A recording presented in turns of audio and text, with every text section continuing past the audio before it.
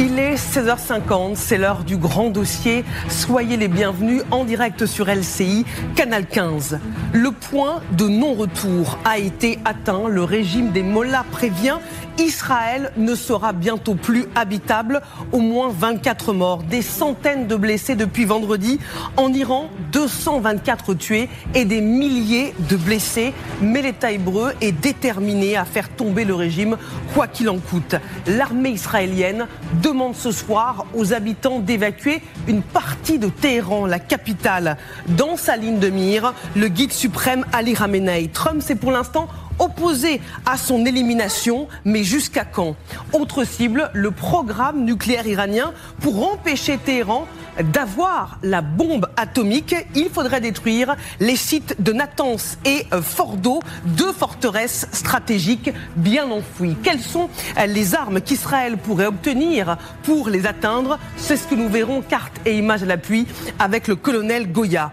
Désormais, l'Iran menace de frapper tous les pays considérés comme des alliés d'Israël. Jean-Noël Barrot, notre ministre des Affaires étrangères, avertit les missiles iraniens peuvent atteindre la France. Israël-Iran vers une guerre totale, c'est la question du grand dossier ce soir. Nous sommes en direct avec nos envoyés spéciaux et correspondants en Israël et en Iran. Thomas Misraki à Tel Aviv avec Thibaut Bruck et Siavosh Ghazi à Téhéran. On va rejoindre tout de suite Thomas Misraki. On voit que Israël et Iran se rendent coup pour coup. Effectivement, et nous nous trouvons à Tel Aviv. C'est le poumon de cet État d'Israël, 480 000 habitants, et visé par les missiles iraniens depuis quelques jours désormais. Avec Thibaut Bruck, on va vous montrer les résultats d'une des frappes qui a touché cette ville. Ça s'est passé il y a quelques heures à peine. C'était ce matin, dans ce quartier de Tel Aviv. Ici, 4 personnes sont mortes. Je vais demander à Thibaut de vous montrer l'impact précis du missile au 2e étage de cet immeuble. Un missile qui est allé frapper dans ce que l'on appelle ici les abris qui sont présents dans chaque appartement ici en Israël, dans les constructions modernes en tout cas, et qui permettent aux Israéliens, en cas d'alerte, d'aller se réfugier. Ici, les personnes qui se trouvaient dans cet abri ont été tuées par la puissance du missile qui a frappé ici. Vous le voyez autour, eh bien, ce sont des dizaines d'immeubles qui ont été endommagés par cette frappe. Derrière nous, il y a un parking sur lequel évidemment tous les véhicules aussi ont été endommagés par cette frappe, mais malgré cette pression des missiles iraniens ici en Israël et à Tel Aviv, eh bien toutes les personnes à qui nous avons pu parler depuis que nous sommes arrivés ici à la mi-journée nous disent toute la même chose. Ce qui se passe ici, c'est une riposte logique de l'Iran, mais ce qu'Israël a fait en allant bombarder l'Iran était nécessaire parce que l'Iran allait se doter de l'arme nucléaire et qu'il fallait empêcher Téhéran d'avoir cette arme nucléaire qui aurait permis à l'Iran de détruire l'ensemble de ce pays où nous nous trouvons aujourd'hui. Israël donc qui vit désormais au rythme des alertes. La première que nous avons vécue quelques minutes seulement après avoir mis le pied dans l'État hébreu aux alentours de midi. Et ce soir, Tel Aviv, comme l'ensemble du pays, se prépare à de nouvelles frappes. Merci beaucoup Thomas Misraki avec Thibaut Bruck. Faites attention à vous évidemment et vos remontées de terrain sont précieuses en direct de Tel Aviv ce soir. Allons plus loin dans le grand dossier. Accueillons le colonel Michel Goya, bonsoir. Bonsoir consultant militaire pour LCI. Magali Barthès, bonsoir. Bonsoir. Notre éditorialiste international pour LCI. Guillaume Roquette, bonsoir. Vous dirigez la rédaction du Figaro Magazine et Frédéric Ancel est également avec nous, docteur en géopolitique, maître de conférences à Sciences Po, auteur de ce livre Les 100 mots de la guerre aux éditions PUF. Merci Frédéric Ancel d'être en direct dans le grand dossier. Israël est sous le feu des missiles iraniens dès ce matin en réponse aux frappes qui ont éteint l'Iran pour la 4e nuit consécutive. 10% des missiles ont visé la population. Regardez la violence de l'impact de ces missiles dans la banlieue de Tel Aviv. Des quartiers entiers ont été endommagés. Évidemment, ces frappes ont également fait des morts. Est-ce le prix à payer dans cette guerre contre l'Iran? Écoutons le chef d'état-major de l'armée israélienne. Comme je vous l'ai dit dès le début, il y aura des moments difficiles. Nous sommes au cœur d'un défi qui ne ressemble pas à ceux auxquels nous avons été confrontés par le passé. Nous savions qu'il y aura un prix à payer et c'est pourquoi nous avons agi maintenant, avant qu'il ne soit trop tard. L'armée israélienne demande désormais aux Iraniens d'évacuer une partie de Téhéran.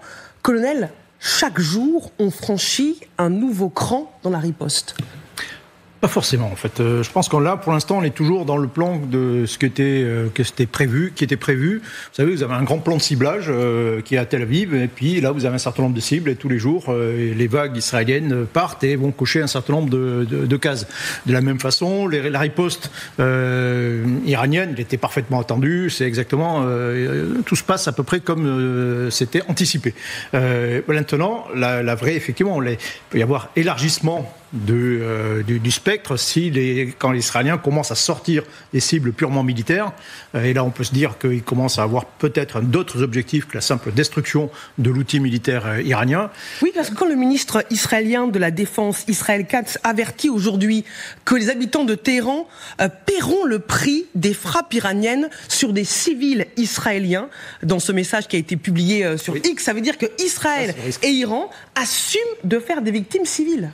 Oui, alors ça c'est effectivement c'est un peu nouveau, c'est dire voilà on envisage de taper directement sur des civils.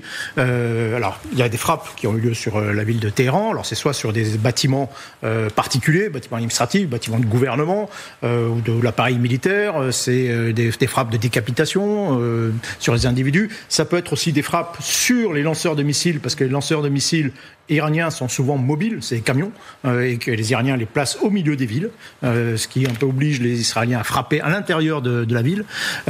Et donc le vrai risque, c'est effectivement d'un débordement de cette campagne de frappe vers des objectifs, vers la société, on va dire comme ça, vers la société iranienne, vers la société civile iranienne. Et ça, ce serait, à mon sens, d'abord, je pense que ce serait une erreur stratégique, et c'est comment dire, c'est beaucoup plus aléatoire. C'est-à-dire que réussir à casser l'outil militaire iranien, ça c'est possible, ça c'est un objectif atteignable.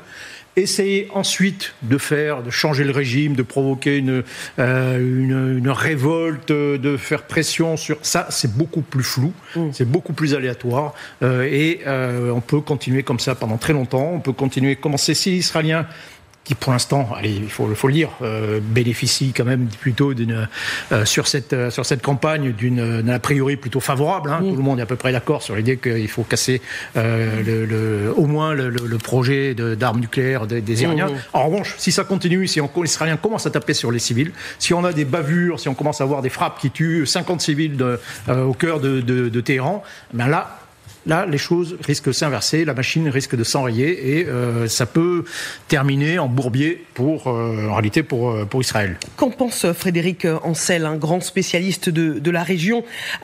Jusqu'où peut aller cette escalade ? Alors d'abord, je rejoins ce qu'a dit le colonel Goya, avec peut-être une hypothèse supplémentaire, la guerre psychologique. Je veux dire par là qu'à partir du moment où les Israéliens souhaitent casser tout ou partie du régime iranien, et on a bien vu qu'ils ont contribué, leurs armes ont contribué à le décapiter pour partie, il s'agit de pousser la population à une forme d'exaspération, mais vis-à-vis de son propre régime, qui déjà est manifestement très détesté. Et à partir du moment où le régime n'est pas capable, contrairement à ce qu'il avait promis depuis des décennies, de protéger sa population, et que l'espace aérien iranien étant nu en réalité, à partir de ce moment-là, il peut y avoir effectivement un chaos qui pourrait, selon les souhaits sans doute du gouvernement israélien, se transformer en révolte. Mais il n'est pas du tout certain à ce stade en tout cas, que les Israéliens souhaitent réellement frapper des cibles civiles. D'abord parce qu'effectivement, Michel Goya l'a très bien dit, ça reviendrait à une espèce de bourbier, et là, Israël dévoierait sa stratégie anti-nucléaire. Ça, c'est le premier point. Le deuxième point, pour vous répondre concrètement, moi, je pense que l'état-major israélien a établi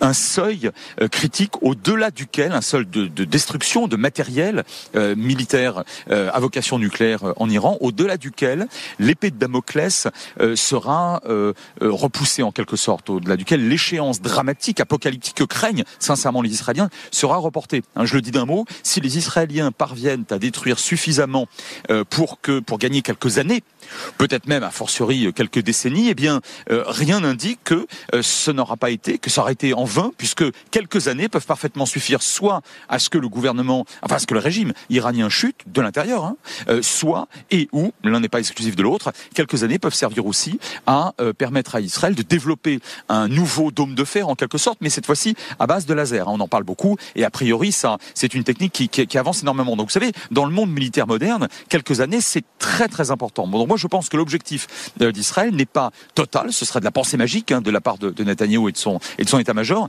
Il n'est que, entre guillemets, partiel, atteindre ce seuil critique qu'évidemment personne ne peut connaître hors de l'état-major israélien. Frédéric Ancel, vous restez évidemment avec nous en direct dans ce grand dossier. Magali Barthès. Là, ce soir, de fortes explosions sont entendues dans l'ouest de Téhéran, nous rapporte l'AFP. Et le gouvernement israélien, en tous les cas le ministre de la Défense israélien, explique que dans les frappes à venir, la radio-télévision iranienne va disparaître, que les gens aux alentours doivent évacuer parce que c'est l'outil de la propagande du régime et que donc c'est la prochaine cible de l'État hébreu. Donc on voit quand même que de frappes sur le programme nucléaire, on passe quand même à des frappes à la fois sur les rampes de lancement de missiles, oui, mais il y a quand même une stratégie de la déstabilisation parce que ce sont des dépôts de carburant qui sont visés, des centres de commandement de police aussi dans Téhéran. Téhéran a été frappé à très nombreuses reprises et maintenant, manifestement, l'objectif israélien, c'est de s'en prendre à l'outil médiatique, à la télévision d'État iranienne. Donc oui, il y a quand même un gros facteur de guerre psychologique, au-delà du point de vue purement militaire. Il y a une volonté de déstabiliser, de faire vaciller le régime, avec quand même des appels de plus en plus clairs du gouvernement Netanyahou au soulèvement de la population. Alors, est-ce que ça aura lieu ou pas ? Est-ce que c'est un élément de plus de cette guerre psychologique pour faire trembler le régime ? Mais on voit quand même cette volonté de toucher au cœur le régime, et pas seulement du point de vue militaire. Guillaume Roquette. Oui, il me semble que les objectifs stratégiques que Magali vient de rappeler très justement contrastent avec la riposte iranienne, qui elle est en quelque sorte une riposte automatique. C'est-à-dire que d'un côté, il y a Israël qui a ses objectifs bien précis. D'abord, l'outil nucléaire iranien pour éviter qu'il ne se transforme en bombe atomique. Ensuite, le haut commandement militaire avec tous ces généraux qui sont éliminés les uns après les autres. Et enfin, peut-être un changement de régime avec des attaques médiatiques, sur l'outil médiatique iranien. Et en face, en riposte, on a ce que Thomas Misraki vient de nous montrer à l'antenne à l'instant, c'est-à-dire des bombes qui sont un peu envoyées comme ça au petit bonheur sur des cibles civiles qui n'ont pas de valeur particulière autre que de faire peur à la population israélienne. Et je trouve que c'est intéressant de voir que cette guerre est vraiment asymétrique. D'un côté, il y a un plan, et de l'autre côté, il y a un peu une réponse dans l'affolement. Colonel Goya, on a vu, grâce à Thomas Misraki, l'ampleur des dégâts dans la banlieue de Tel Aviv. Comment les missiles israéliens ont-ils pu percer le fameux dôme de fer ? Les missiles iraniens. Iraniens ont pu percer le dôme de fer israélien. Oui, alors encore une fois, techniquement, le dôme de fer n'a pas été utilisé. C'est vraiment pour les petits projectiles à proximité. Mais maintenant, on a pris l'habitude de désigner comme cela tout le bouclier défensif israélien. Mais ce qu'on voit d'ailleurs dans les images, ce qui est surtout en œuvre, sont les missiles à très longue portée qui peuvent taper même hors atmosphère, dans le vide, dans le vide spatial, les missiles Arrow et les missiles THAAD américains qui ont été déployés. Et donc ils vont aller percuter les missiles balistiques iraniens qui sont les plus dangereux. Les Iraniens, ils peuvent envoyer des drones. C'est long, c'est loin, ça prend du temps, c'est pas très dangereux en réalité, on arrive assez facilement à les intercepter. Des missiles de croisière, donc ça aussi c'est long, ils volent ras du sol, c'est aussi relativement facile à intercepter, mais le vrai danger ce sont les missiles balistiques, donc ils vont très haut dans le ciel, hors de l'atmosphère, qui prennent beaucoup de vitesse et qui arrivent très vite, et c'est cette vitesse qui les rend difficiles à intercepter. Et donc, à 90%, les Israéliens arrivent à intercepter ces missiles, mais quand vous avez des salves qui arrivent de 50, c'est exprès. Les Iraniens, ils envoient. Alors, ils ont deux contraintes. Il faut qu'ils envoient en même temps des salves pour saturer le système de défense, pour essayer de le saturer. Donc, s'il y en a 50, il y a peut-être 1-2 missiles qui va réussir à passer. Et en même temps, ils doivent doser leur effort parce qu'il faut qu'ils fassent ça tous les jours. C'est-à-dire qu'à partir du moment, tant qu'ils continuent à envoyer des missiles, ils peuvent prétendre continuer à se battre, à résister à Israël. À partir du moment où ils n'enverront plus de missiles, ça veut dire que là, ils sont devenus impuissants, et à ce moment-là, Israël pourra proclamer victoire. Donc la guerre, elle va se jauger au nombre de missiles que les Iraniens peuvent lancer chaque jour. Si ça diminue, on aura une petite idée du sens de l'histoire. Juste pour terminer, à ce stade, les Iraniens lancent des salves de 50 à une centaine de missiles chaque jour, à peu près. On estime qu'ils peuvent en lancer peut-être sur Israël un bon millier, peut-être un peu plus, on ne sait pas très bien. Il ne faut pas oublier que les Israéliens, le premier mur de défense israélien, il est en Iran, c'est-à-dire que les Iraniens tapent directement les lanceurs de missiles en Iran dès qu'ils le peuvent. Et donc, on a un potentiel, a priori, de frappes iraniennes sur 10-20 jours à peu près. Donc c'est probablement la durée qu'il faut anticiper pour ce conflit. Frédéric Ancel, Israël a un plan, éliminer le régime iranien, détruire le programme nucléaire. Est-ce que ce soir, Israël est parti pour assumer une guerre contre l'Iran qui va durer plusieurs semaines, voire plusieurs mois ? Oui, plusieurs semaines au moins, oui, ça c'est, je le dis depuis un peu plus de 72 heures. Cette fois-ci, on n'est pas sur une frappe tactique, technique, sur de la guerre psychologique visant à pousser le régime iranien à négocier ou à emmener avec soi les Occidentaux. Là, cette fois, les Israéliens ont décidé d'en terminer. Dans la mesure où, je le disais tout à l'heure, en terminer, c'est-à-dire gagner substantiellement du temps, au mieux quelques décennies et au pire quelques années. Ça, c'est la première chose. Et la deuxième, j'ai presque envie de vous dire, d'un point de vue strictement logistique et militaire, qu'un missile ne sert qu'une seule fois.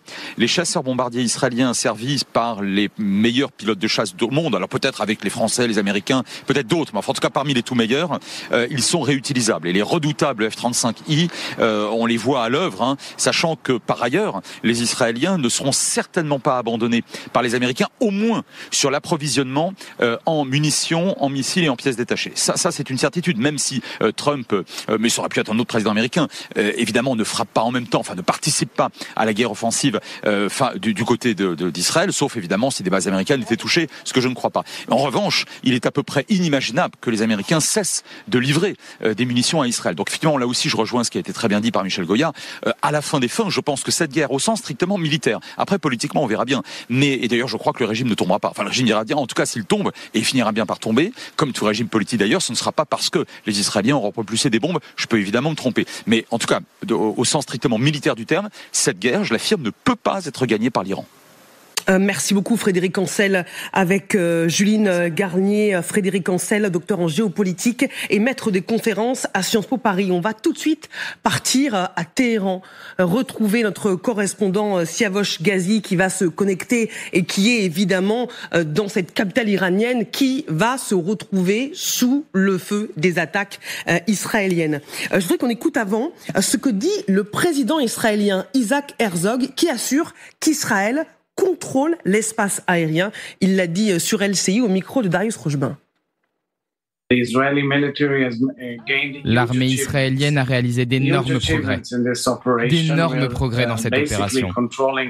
Nous contrôlons l'espace aérien iranien et travaillons avec diligence pour désamorcer le problème nucléaire iranien.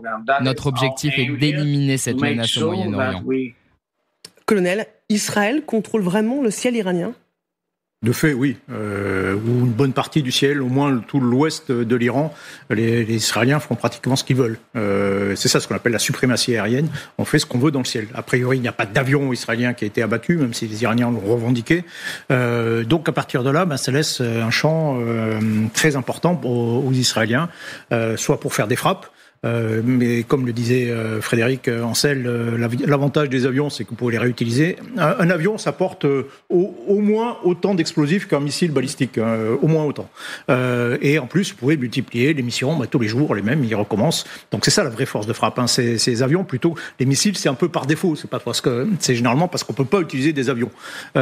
Et donc ils ont une capacité de frappe, ils ont une capacité, pas oublier, de raid aussi, c'est-à-dire concrètement envoyer des commandos au sol, faire faire des trucs, sachant qu'ils ont déjà aussi, on en parle assez peu, mais il y a aussi déjà une force sur place qui est à l'intérieur de l'Iran, par le Mossad, des forces spéciales, et qui non seulement contribue à décapiter au moins la structure militaire du régime et les gardiens de la révolution, mais aussi mène des actions de combat, de destruction sur un certain nombre de sites, et notamment repérage des sites de lancement mobile.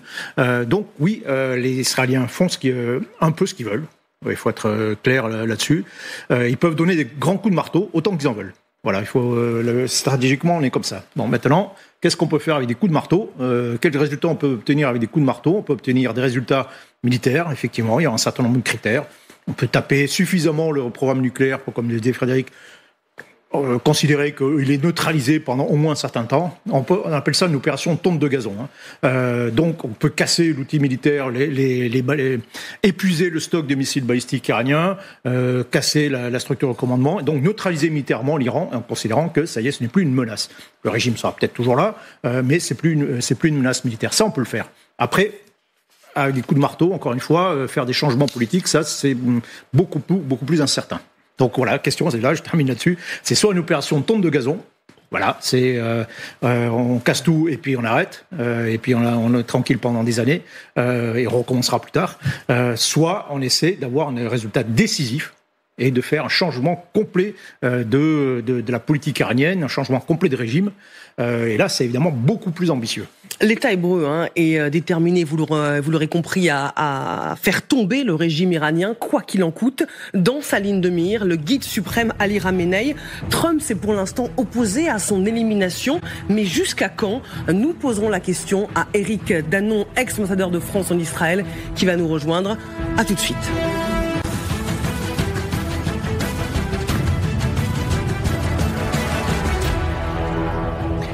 Vous êtes bien devant le grand dossier intitulé ce soir « Israël-Iran vers une guerre totale ». C'est la question que nous posons alors que l'État hébreu est déterminé à faire tomber le régime iranien quoi qu'il en coûte. Dans sa ligne de mire, le guide suprême Ali Khamenei, Trump s'est pour l'instant opposé à son élimination. Mais jusqu'à quand ? Autre cible, le programme nucléaire iranien. Il faudrait détruire les sites de Natanz et de Fordo, deux forteresses stratégiques. Quelles sont les armes qu'Israël pourrait obtenir pour les atteindre? C'est ce que nous verrons, images et cartes à l'appui, avec le colonel Goya dans un instant. Mais d'abord, les principaux titres de l'actualité. À la une, justement, pleine escalade entre Israël et l'Iran. Les pays membres du G7 se retrouvent à Calgary, au Canada.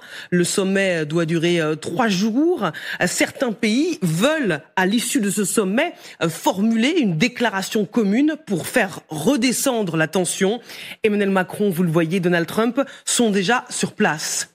C'est un grand rendez-vous pour les industriels de l'aviation et de la défense. Le salon aéronautique du Bourget a ouvert ses portes et au premier jour du salon, le gouvernement français a décidé de fermer les stands israéliens présentant des armes offensive. François Bayrou s'en est expliqué face à la presse. Le gouvernement israélien a dénoncé de son côté une décision scandaleuse et sans précédent. Ils ont été plus de 500 000 à plancher sur cette question. La vérité est-elle toujours convaincante? Tout un sujet. On parle bien sûr du bac philo que les élèves de terminale ont découvert ce matin. Dès demain, les élèves se pencheront sur les épreuves de spécialité. Voilà pour l'essentiel de l'actualité. Vous êtes bien devant le grand dossier consacré ce soir à cette question. Iran-Israël vers une guerre totale. Avec le colonel Michel Goya, avec Magali Barthès, Guillaume Roquette, et nous a rejoint Éric Danon. Bonsoir, ex-ambassadeur de France en Israël. Merci beaucoup d'être avec nous dans le grand dossier. Avant de nous entendre, partons tout de suite à Téhéran, en Iran. Retrouve notre correspondant Siavosh Ghazi. Bonsoir Siavosh. Téhéran est donc sous les frappes israéliennes ce soir. Absolument. Il y a eu deux très fortes détonations que j'ai entendues de là où je suis. Le siège de la télévision, de la radio et télévision d'État, donc a été frappé donc à 2 reprises. La présentatrice qui était donc en direct à la télévision a dit tout d'abord qu'elle était c'était le bâtiment, d'un des bâtiments de la télévision iranienne qui avait été touché. Et ensuite, ce sont donc le studio où se trouvait également qui a été touché. Elle a dû s'enfuir du studio alors qu'il y avait un nuage blanche qui s'est emparé du studio et donc la télévision a arrêté ses émissions pour diffuser des magasins préenregistrés.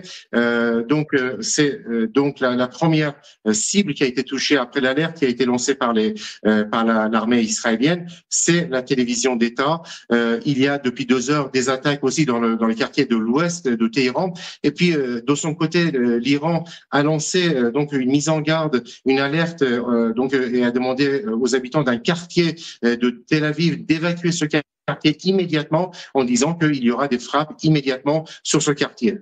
Merci beaucoup Siavosh Ghazi, notre correspondant à Téhéran. On comprend que la situation est évidemment très préoccupante ce soir. L'État hébreu, je vous le disais, est déterminé à faire tomber le régime quoi qu'il en coûte, principalement dans sa ligne de mire, l'ayatollah Ali Khamenei. Trump s'est pour l'instant opposé à son élimination, mais jusqu'à quand? Regardez ce que dit ce responsable américain à l'AFP. Nous avons découvert que les Israéliens projetaient de cibler le guide suprême iranien. Le président Trump était contre et nous leur avons dit de ne pas le faire. Jade Partouche, bonsoir. Vous nous avez rejoint. Vous avez évidemment vu cette citation. Trump s'est donc opposé à ce stade à l'élimination du guide suprême. Oui, c'est une information qui a été relayée par de hauts responsables américains. Trump a opposé son veto au plan israélien visant à tuer le dirigeant suprême de l'Iran. Benjamin Netanyahou aurait eu en fait, il y a quelques jours, une fenêtre de tir pour éliminer le guide suprême, l'ayatollah Khamenei, mais se serait abstenu. La raison, Donald Trump l'aurait dissuadé d'attaquer. On l'a vu à l'instant, nous avons découvert que les Israéliens projetaient de cibler le guide suprême iranien. Le président Trump était contre. Et nous leur avons dit de ne pas le faire. Pour les États-Unis, tuer l'ayatollah Khamenei aurait été en fait très clairement la provocation de trop, rendant tout retour à la table des négociations impossible. Donald Trump ne veut pas de cette guerre et il espère encore, je vous le rappelle, ramener l'Iran à la table des négociations sur le dossier nucléaire. Avec l'assassinat, l'élimination de l'ayatollah Khamenei, la provocation aurait été trop grande. Les Iraniens ont-ils tué un Américain jusqu'ici ? Réponse non, tant qu'ils ne l'auront pas fait, nous ne parlerons même pas de nous en prendre aux dirigeants politiques. Déclaration donc de ce haut responsable, moyen aussi de rappeler, attention, ne touchez surtout pas aux États-Unis. Côté israélien, Benjamin Netanyahou nie en bloc. Il était invité hier de la chaîne Fox News, chaîne américaine, écoutez ce qu'il déclarait. Il y a tellement de faux rapports sur des conversations qui n'ont jamais eu lieu. Et je ne vais pas m'y attarder. Je peux vous dire que je pense que nous faisons ce que nous devons faire. Nous ferons ce que nous devons faire. Je pense que les États-Unis savent ce qui est bon pour eux. Et je ne vais pas m'étendre sur le sujet. Alors, le Premier ministre israélien parle de fake news. Son ambassadeur aux États-Unis déclare, lui, que personne n'a été rayé de la liste. Regardez ce qu'il dit. Je pense qu'il est juste de dire qu'une personne menaçant de détruire Israël ne devrait pas être rayée de la liste des cibles. Le conseiller à la sécurité nationale va exactement dans le même sens et nie en bloc, effectivement, que Donald Trump aurait imposé un quelconque veto. Alors, objectif maintenu ou abandonné, ce qui est sûr, c'est que les Israéliens ont ciblé une zone tout près de l'endroit où se trouvait l'ayatollah Khamenei il y a quelques jours, justement, avant qu'il ne soit mis davantage à l'abri. Ils ont ciblé cette zone très clairement pour dire quoi ? Pour dire plusieurs choses. Nous savons où trouver l'ayatollah Khamenei, nous avons la possibilité de l'atteindre et nous tirons la sonnette d'alarme avant une possible intervention, sachant que pour parvenir à renverser le pouvoir, c'est Khamenei qu'il faut viser. Les Israéliens le savent très bien. Le pouvoir, c'est lui, et ce depuis 36 ans. Les autres, aussi nombreux soient-ils à avoir été éliminés, sont, disons-le clairement, remplaçables. Et leur élimination ne désorganise que temporairement, du moins, le régime. Selon certaines sources israéliennes, l'État hébreu pourrait, je cite, garder l'ayatollah Khamenei pour signer la capitulation définitive de l'Iran. Jade, au-delà du cas du régime, du Mollah, le chef des Mollahs, le régime des Mollahs, justement, perd des dirigeants. Oui, à commencer par le chef du renseignement des gardiens de la Révolution, Mohamed Khazemi, et son adjoint. Un 3e officier du service a été tué dans une frappe à Téhéran. Information confirmée justement hier par Benyamin Netanyahou sur Fox News. En 4 jours, vous avez au moins une vingtaine de cadres militaires qui ont été éliminés. Quelques exemples ici. On retrouve donc le commandant en chef des gardiens de la Révolution qui a été tué au tout début de ce conflit dans la nuit de jeudi à vendredi dernier à Téhéran. Dans cette même frappe, le chef de l'état-major des armées a été éliminé également. Et en tout, ce sont à ce jour une dizaine de scientifiques qui travaillent sur le nucléaire qui ont été éliminés par l'État hébreu. Merci beaucoup, Jade Partouche, pour ces informations très précieuses. Éric Danon, je me tourne vers vous, ex-ambassadeur de France en Israël. Est-ce que le régime de Netanyahou est prêt à éliminer le guide suprême, que ça plaise ou non aux Américains ? 2 choses différentes. D'abord, il faudrait qu'ils en aient envie, ce qui n'est pas du tout évident. On peut dire que c'est une spéculation que de dire que ils l'ont mis dans les cibles, les objectifs possibles. Pour le moment, Israël poursuit ces bombardements dans un plan qui est ancien, bien établi, et ce qu'on appelle la peau de léopard, c'est-à-dire l'image est assez parlante, l'ensemble des points à cibler. C'était pas prévu au départ. Maintenant, ils ont envie de faire tomber le régime, mais ils ne font pas ce qu'il faut pour cela. Ils poursuivent l'ensemble des cibles, et si ça peut permettre de faire tomber le régime, ils en seront très contents. Ce qu'ils savent, c'est que il y a des cibles qu'il ne faut pas toucher pour que la population ne se braque pas contre Israël. Un certain nombre de cibles civiles et la question du pétrole, qui est ambiguë. Voilà. Mais pourtant, le ministre israélien de la Défense a dit ce soir que les habitants de Téhéran allaient payer le prix des victimes civiles israéliennes faites par les frappes iraniennes. D'accord. Nous verrons ce qu'il en est et comment il en est dans les jours qui viennent. Mais est-ce que le simple fait de le dire, ça ne risque pas justement de braquer les Iraniens? On parle de plus de 200 morts et des milliers de blessés. Et comme le dit le colonel Goya, il y a quand même un consensus global sur le fait que abattre le régime des Mollahs serait une bonne chose pour la région et pour le monde. Mais s'il y a des civils iraniens qui sont tués, ça changerait la donne. C'est pas comme ça que ça marche. Là, le changement du régime ne peut se faire que si la population iranienne se soulève. Pour qu'elle se soulève, il faut que elle en ait l'opportunité. Et si le guide suprême est tué, ce sera effectivement une opportunité. Mais on n'en est pas là. Alors ça peut arriver, mais ça n'est pas encore dans les objectifs d'Israël la priorité. Il y a d'autres priorités de façon à affaiblir tout l'ensemble. Cette histoire va durer, normalement, sauf si tue le guide suprême, ça va durer encore 4 ou 5 jours, plutôt 5 jours. Et c'est comme ça, les Israéliens auront atteint l'ensemble des cibles qui s'étaient fixées au début et qui correspondent à l'affaiblissement du système iranien qu'ils souhaitaient. Après, vous avez l'affaire avec Trump.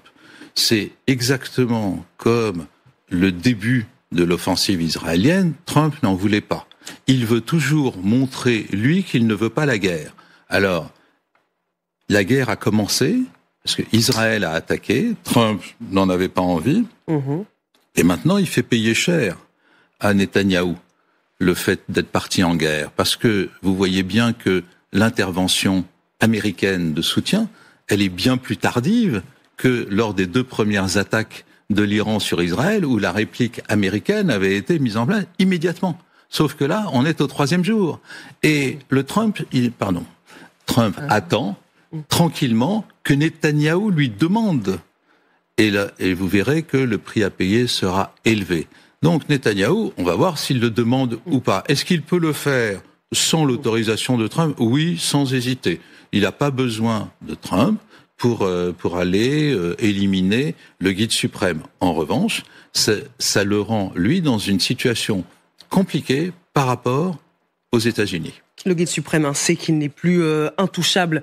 Notre correspondant Siavosh Kazi nous le disait il y a quelques instants, de fortes explosions ont retenti dans plusieurs secteurs de Téhéran, la capitale iranienne. La télé d'État a même été visée par une attaque. Regardez.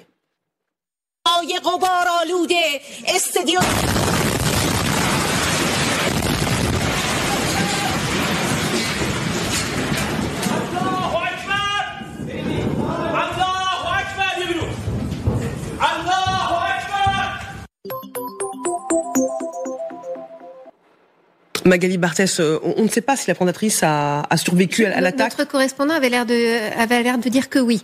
Mais ce qui est sûr, c'est que tout ça est revendiqué haut et fort par le ministre israélien de la Défense, Israël Katz, qui dit que le porte-voix de la propagande a ainsi disparu. Donc il revendique cette frappe sur la radio et télévision d'État iranienne. Il y a des frappes en ce moment sur Téhéran. Il y a eu même un appel à évacuer tout un secteur. Les habitants ont été prévenus que des frappes allaient avoir lieu. Et ce secteur, c'est le secteur nord-est de la capitale iranienne, où se trouve, alors il y a la télévision d'État, mais où se trouvent aussi des ambassades étrangères.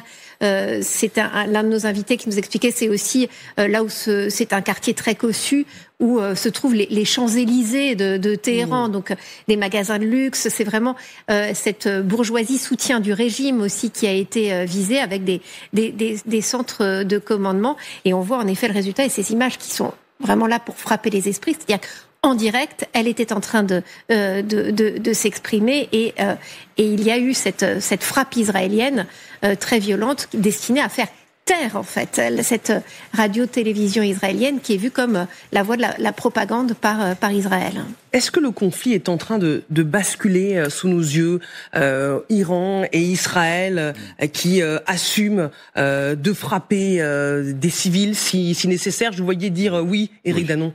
Oui, absolument. Le conflit, il bascule parce que la détermination israélienne est telle que on sent qu'ils veulent aller au bout du plan de frappe qu'ils s'étaient fixé. La deuxième chose, c'est qu'ils maîtrisent complètement le ciel.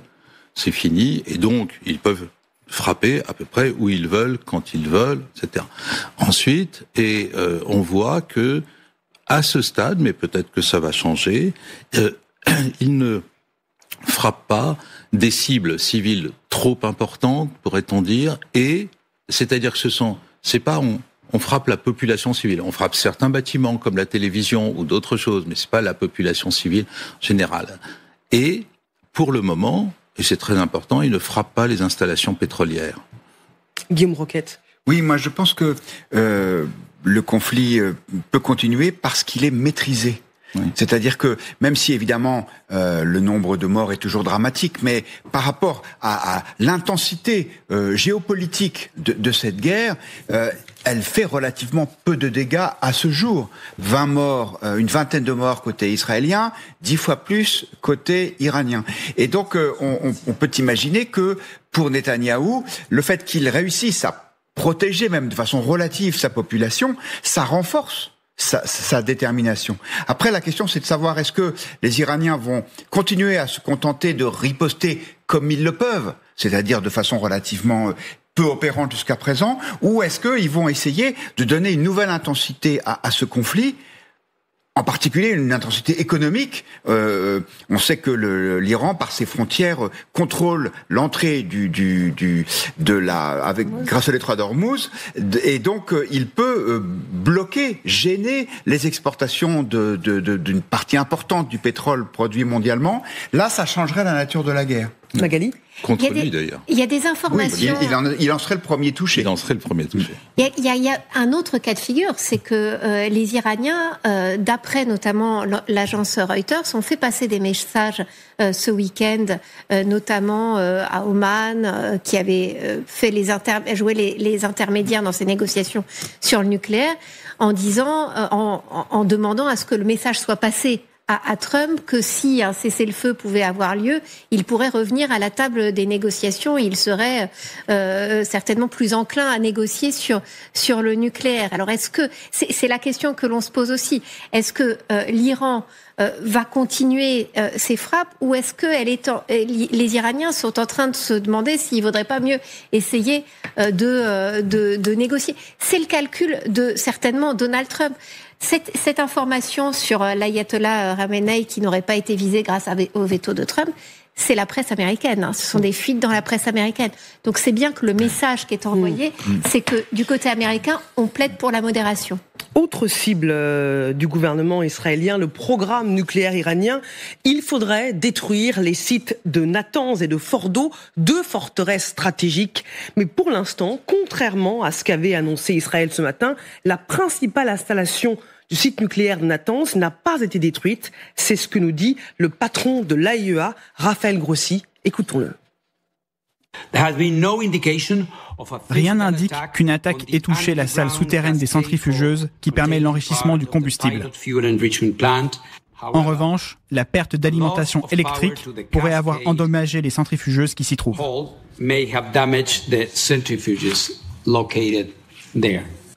Alors, quelles sont les armes qu'Israël pourrait obtenir pour détruire les principaux sites nucléaires iraniens ? C'est ce que nous allons voir avec vous, colonel Goya, carte et image à l'appui devant le grand écran. Israël a ciblé les installations nucléaires d'Ispahan. C'est le centre de technologie d'Ispahan. Ça, ce sont les images avant. Et après, vous le voyez dans les zones qui ont noirci, comme ici, on voit bien que le site a été touché, mais uniquement en surface. 4 bâtiments ont été endommagés, le laboratoire central de chimie, une usine de conversion d'uranium, ou encore l'usine qui fabrique évidemment le combustible pour le réacteur de recherche de Téhéran. Ce que l'armée israélienne cherche à atteindre, c'est la partie souterraine des sites nucléaires, comme ici à Natanz, toujours dans la province d'Ispahan. Ce qui est stratégique, c'est ce qui est protégé en profondeur, crucial pour le programme nucléaire iranien. Le site s'étend sur plusieurs kilomètres et comprend des halls souterrains d'enrichissement creusés profondément sous terre, une structure protégée par des mètres de béton armé et de remblais pour résister aux attaques aériennes et des zones de stockage, de maintenance et d'assemblage.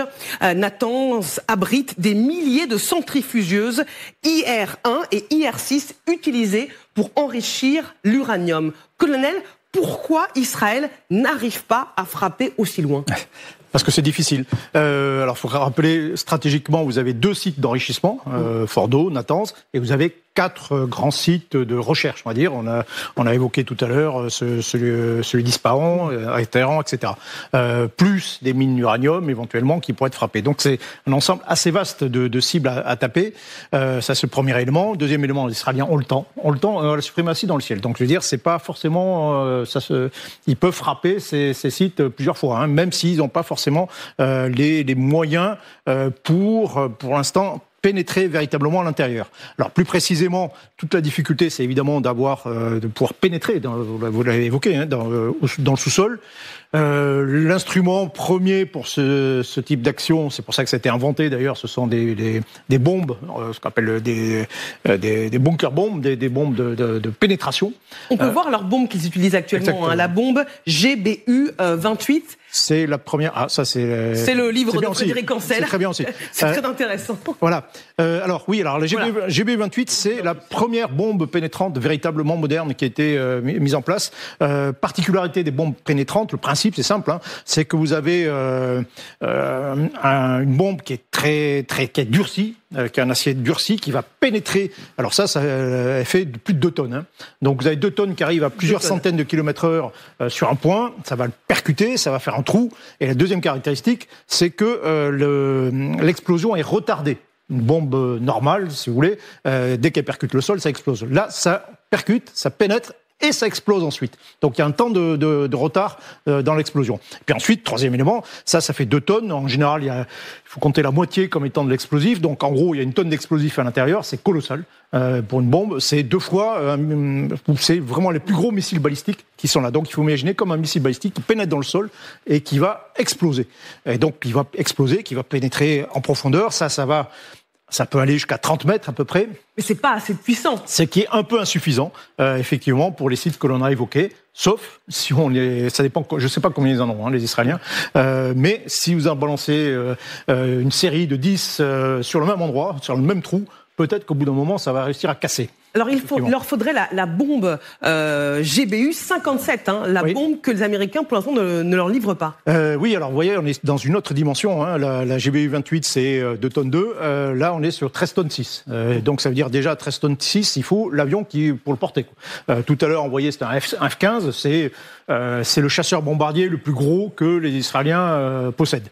Mais c'est pas suffisant pour porter une GBU 57. Ça on voit c'est un bombardier B2 furtif. Les Américains en ont déployé. Ils sont à Diego Garcia et avec des bombes comme ça qui sont prêts à. Mais les Israéliens n'ont pas de bombardiers comme ça pour les porter. Alors ça, oui, effectivement, ça peut taper probablement jusqu'à 50 mètres, 80 mètres. Mais quand on parle de mètres, on parle de mètres de quoi aussi, Il y a de la terre, il y a parfois c'est verrouillé, il y a de l'acier, il y a du béton, c'est très compliqué. Mais ceci dit, oui, avec ça, avec un certain nombre de bombes GBU 57, vous pouvez y aller, vous agrémenter ça de bombes d'1 tonne aussi. Quand les Israéliens ont tué Hassan Nasrallah, ils ont lancé 82 bombes d'1 tonne.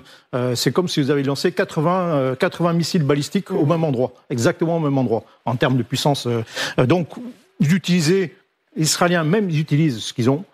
Plus du bombardement, plus il ne faut pas l'exclure, la possibilité maintenant qu'ils peuvent à peu près tout faire ce qu'ils veulent dans le ciel iranien, lancer, j'exclus pas, des commandos directement au sol sur le site de Natanz ou Fordo pour aller essayer de pénétrer à l'intérieur et d'aller casser ce qui se passe à l'intérieur. C'est une opération qui est possible. C'est possible. Vous restez avec nous, colonel, parce qu'on va évidemment poursuivre ce débat en précisant également que l'Iran déclare ce soir qu'elle est prête à s'attaquer, à frapper tous les pays considérés comme des alliés d'Israël, y compris la France. Notre chef de la diplomatie française, Jean-Noël Barrot, a rappelé hier que la France était à portée de tir iranien. Quels sont les dangers pour notre pays, notre territoire? Réponse après la pub dans le grand dossier.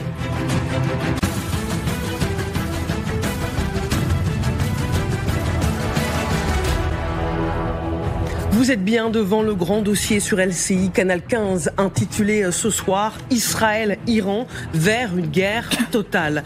Désormais, l'Iran menace de frapper tous les pays considérés comme des alliés d'Israël, y compris la France, à portée de tir iranien. Regardons ensemble cette séquence diffusée par le ministère israélien des Affaires étrangères. Le programme de missiles balistiques iranien n'est pas juste une menace pour Israël, c'est une menace pour l'Europe et pour l'Occident. L'Iran développe des missiles ayant une portée d'environ 4000 km, ce qui place l'Europe à portée de tir. Ce n'est pas une menace future, c'est la réalité du moment. La menace que fait peser l'Iran doit être stoppée. Et regardez, Jean-Noël Barrot, notre ministre des Affaires étrangères, ajoute, c'est ce qu'il a déclaré hier sur RTL, l'Iran dispose de capacités nucléaires, de missiles qui peuvent toucher le territoire français. Colonel, nous sommes à portée de tir iranien, comme l'a montré le graphique diffusé par les Israéliens. Oui, après, faut pas non plus exagérer, on est vraiment au bout du limite, le territoire français. Et puis de toute façon, on ne voit pas raison pourquoi l'Iran taperait le territoire français. Accessoirement, il peut frapper, on a des installations, on a 2 bases militaires, on a un contingent au Liban, on a une base militaire en Jordanie, une base militaire aux Émirats, et donc un contingent au Liban. Oui, s'il faut frapper la France. Oui, on voit que dans la zone de tir, la France est comprise. Je vous pose la question parce que c'est quand même Jean-Noël Barrot qui a commencé à dire faire ça. Nous, on n'y pensait pas du tout. Et là, il nous dit... ça fait des années qu'on dit c'était ce qui justifiait notamment la mise en place de missiles antimissiles américains en Europe orientale. On disait non, c'est pas du tout face à la Russie. Et donc, alors si c'est pas face à la Russie, pour pas vexer la Russie, pour pas l'énerver, c'est face à qui? On a cherché, il y a l'Iran. L'Iran qui pourrait frapper. Bon, et éventuellement, si l'Iran plus l'arme nucléaire, oui, ça deviendrait dangereux. Bon, et ça justifierait un bouclier antimissile. Au passage, pourquoi est-ce que ça justifierait un bouclier antimissile alors que nous, Français, nous disposons de l'arme nucléaire et d'une capacité de dissuasion. Sinon, on se serait doté nous-mêmes d'un bouclier antimissile depuis longtemps, si ça avait été possible. Donc là, je pense qu'on agite, et puis dispose de capacités nucléaires. Bon, il faut pas exagérer non plus quand même. Ils n'ont pas l'arme nucléaire mardi prochain, quoi. On est quand même à des échéances. Il n'y a pas une urgence absolue. On est quand même à un certain nombre d'échéances. Alors non pas qu'il n'y a pas de menace possible, incontestablement, mais il faut être clair, la France n'est pas menacée par l'Iran actuellement. Au moins de ce point de vue. Il peut y avoir d'autres moyens d'action. Je termine là-dessus, mais dans les années 80, il faut quand même rappeler qu'on a été en confrontation très forte avec l'Iran, que les Iraniens nous ont fait très mal, que ce soit au Liban, que ce soit à Paris, qu'ils ont organisé des attentats. Oui, ça, ils peuvent faire des choses. Maintenant, la perspective d'une attaque par missile sur le territoire français, faut être sérieux quand même. Bon, alors Jean-Noël Barrot joue peut-être à nous faire peur. Totalement, je veux dire. Justement, avant Guillaume Roquette, justement, Éric Danon, sur cette menace qui pèse sur la France. Elle est évidemment présentée comme une menace, comme ça, très, très forte. Ça permet de préparer l'opinion publique à ce que la France aide éventuellement Israël dans cette affaire, en disant mais la menace est aussi pour nous. Et elle permet à Israël de dire, vous les Occidentaux, aidez-nous, soyez plus de notre côté, parce que vous êtes menacés aussi. Et évidemment, il n'y a pas de peur ou d'angoisse à avoir. C'est juste qu'on est dans un jeu de positionnement politique et d'alliance. Plus la guerre entre les deux va avancer, plus la question des alliés des uns et des autres va se poser. Donc, pour le moment, il paraît clair que si la France, le président l'a dit, doit aider un pays, aidera Israël. Maintenant, pour se mobiliser, on voit mal qu'elle se mobilise avant les Américains. On est donc dans une séquence où les Européens peuvent se préparer à suivre les Américains dans une coalition de soutien à Israël. Et on fait monter la tension pour que l'opinion publique l'accepte mieux. Guillaume. Oui, parmi les déclarations gouvernementales françaises, moi j'accorde plus d'attention à celle de Bruno Retailleau, le ministre de l'Intérieur, qui dit qu'il y a une double menace possible, qui est celle d'actes terroristes islamistes endogènes. Il ne faut pas oublier que l'Iran, c'est pas seulement un État, c'est aussi un pays religieux. Le guide suprême est un des représentants majeurs du chiisme, et donc il y a une dimension religieuse possible. Et puis il y a aussi, Bruno Retailleau le dit, des actions iraniennes sur notre sol. Michel Goya le rappelait, dans les années 85-86, il y a eu des attentats à Paris, l'attentat de la rue de Rennes, l'attentat de la galerie Point-Chaud, qui ont été organisés par les Iraniens. Et plus près de nous, il y a un diplomate iranien qui s'est fait prendre la main dans le sac parce qu'il voulait organiser en 2018 un attentat pour éliminer des membres de l'opposition iranienne. C'était à Villepinte. Donc cette menace-là, elle n'est pas théorique ou elle n'est pas abstraite. Si les puissances occidentales s'impliquaient, c'est sûr que le conflit prendrait une autre tournure. Partons à Washington, retrouver nos envoyés spéciaux Hélène Bonnet et Éric Josset. Bonsoir Hélène. Trump a réagi alors qu'il vient d'arriver au Canada pour le G7. Oui, il a de nouveau été interrogé lors de ce point presse au Canada sur la situation entre l'Iran et Israël. Que faudrait-il pour que les États-Unis s'impliquent davantage ? Eh bien, sur cette question, Donald Trump n'a pas voulu répondre. Il est resté très ambigu. En revanche, ce qu'il a dit, c'est que l'Iran ne gagnait pas cette guerre, qu'elle voulait une désescalade, mais qu'elle aurait dû venir bien plus tôt à la table des négociations et qu'il fallait qu'elle le fasse très rapidement. Il a également dit que les États-Unis avaient toujours soutenu Israël et que les Israéliens Israéliens, pour l'instant, se débrouillaient très bien. Alors comment comprendre tout ça ? Eh bien, ce qui est très clair, c'est que Donald Trump ne veut pas s'engager militairement, mais il a la pression de son allié israélien, la pression de certains républicains aussi qui aimeraient que les États-Unis s'engagent davantage. Et puis il sait aussi qu'il peut être entraîné dans cette guerre si d'aventure les Iraniens s'en prennent aux intérêts américains. Alors on voit bien que le président garde une forme d'ambiguïté, ne ferme pas la porte à une éventuelle intervention. On sait aussi qu'un des porte-avions américains qui se trouve en mer de Chine est en train de faire route vers le Moyen-Orient. Donald Trump a conscience donc qu'il faut maintenir une ambiguïté parce que les choses peuvent tout de même évoluer très rapidement. Merci beaucoup Hélène Bonnet pour ces dernières informations avec Éric Josset en direct ce soir de Washington. Magali Barthès, pourquoi une telle hésitation de la part du président américain ? Parce qu'il a été quand même élu, Donald Trump, en promettant qu'il n'y aurait plus de guerre et qu'avec les États-Unis et lui à sa tête, les Américains ne s'engageraient plus dans des aventures militaires qui, aux yeux de l'électorat trumpiste, a coûté des milliards et des milliards aux États-Unis. Donc, il veut tenir cette promesse quand même au peuple MAGA. En même temps, Israël, il a aussi tout l'électorat, tout un électorat extrêmement religieux qui a voté pour lui, pour sa défense d'Israël. Donc, on sent bien que sa position, elle est difficile à tenir. Il y a en plus toute une branche du parti républicain, version bien plus conservateur traditionnelle, qui appelle à finir le travail. C'est ce que dit notamment le sénateur Lindsey Graham hier, en disant maintenant que c'est commencé, il faut plus qu'il y ait la moindre trace de nucléaire une fois que l'opération sera terminée en Israël. Ce qui est très frappant quand même depuis 4 jours, c'est qu'on voit que l'Iran fait très attention. Ils ne sont pas allés taper les bases américaines dans le Golfe parce que justement, ils ne veulent surtout pas que les États-Unis s'engagent davantage et envoient les fameux bombardiers B-2 pour larguer ces fameuses bombes de 13 tonnes. Donc ils font extrêmement attention. Manifestement, comme je disais tout à l'heure, ils envoient des messages par le biais des pays du Golfe à Trump sur le mode nous serions prêts à revenir à la table des négociations. Tout ça se fait évidemment en coulisses, hein, mais les téléphones sonnent. C'est pas à notre ambassadeur que je vais le dire. Mais donc il y a une intense aussi activité diplomatique derrière.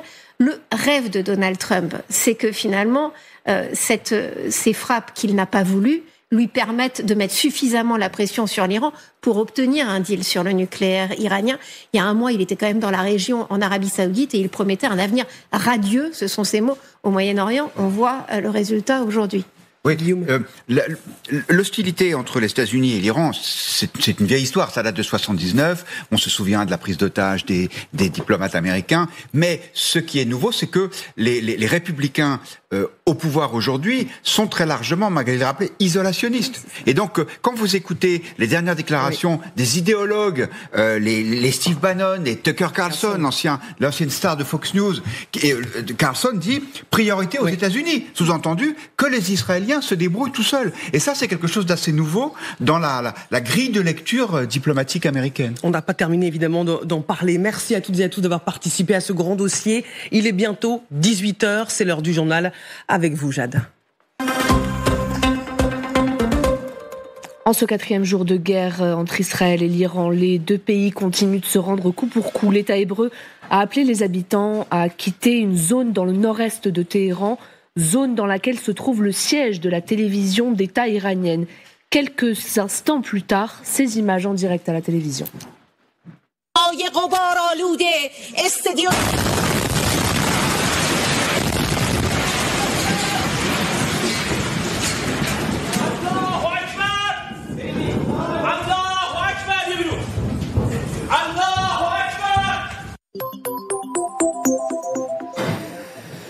La diffusion, vous l'avez vu, a été interrompue en direct.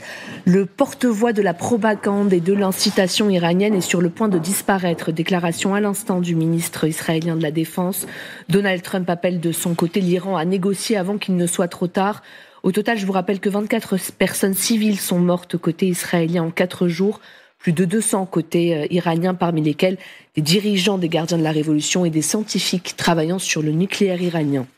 Cette guerre qui s'invite bien sûr au cœur du sommet du G7 qui vient de débuter. Les dirigeants occidentaux sont réunis pour 3 jours au Canada. Emmanuel Macron et Donald Trump sont présents. Bastien Auger, Morgan Pope, vous êtes sur place. Au programme, bien sûr, économie, croissance, sécurité, mais aussi évidemment ce conflit qui devrait dominer toutes les discussions. Oui, et d'ailleurs, selon nos informations, plusieurs leaders travaillent ici, poussent pour qu'un texte, un communiqué commun soit publié pour appeler à la désescalade au Proche-Orient. Mais même ça, même un communiqué d'intention générale, c'est loin d'être acquis parce que les différents dirigeants attendent de savoir si Donald Trump sera d'accord pour le signer. Et c'est vers lui, vers le président américain, que tous les regards sont tournés. Emmanuel Macron lui-même, hier, nous l'a dit, il espère que les États-Unis vont agir en faveur de négociations et d'une désescalade. Emmanuel Macron qui disait hier que les armes livrées par les États-Unis à Israël pouvaient servir de levée de pression pour pousser aussi Benyamin Netanyahou, le Premier ministre israélien, à négocier. Il va forcément être question de cela aujourd'hui et demain lors des différents échanges en tête-à-tête qui vont se monter en parallèle du programme officiel. Et l'un des gros risques, l'un des gros enjeux aujourd'hui lors de ce G7, c'est tout simplement que les dirigeants mettent au grand jour leur division, leur impuissance peut-être, que ce soit sur ce conflit au Proche-Orient ou sur la guerre en Ukraine. Bastien Auger, Morgan Pope en direct de Calgary au Canada. Dans ce contexte tendu, ce mur noir, vous allez le voir, qui a été érigé devant la plupart des stands d'armes israéliennes au salon du Bourget qui a débuté aujourd'hui. Des entreprises qui se sont vues interdire d'exposer certains de leurs équipements. C'est un scandale pour le président israélien interviewé par Darius Rochman. Nous avons été choqués de voir ce matin que les pavillons israéliens du Bourget étaient condamnés, verrouillés, de façon à ce qu'il soit impossible d'y accéder. Les entreprises israéliennes ont signé des contrats avec les organisateurs. Ils ont payé pour être présents.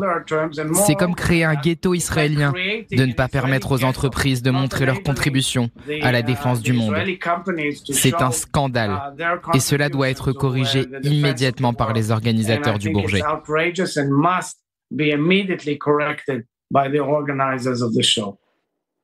Interview à découvrir en intégralité ce soir dans l'émission spéciale de Darius Rochevin.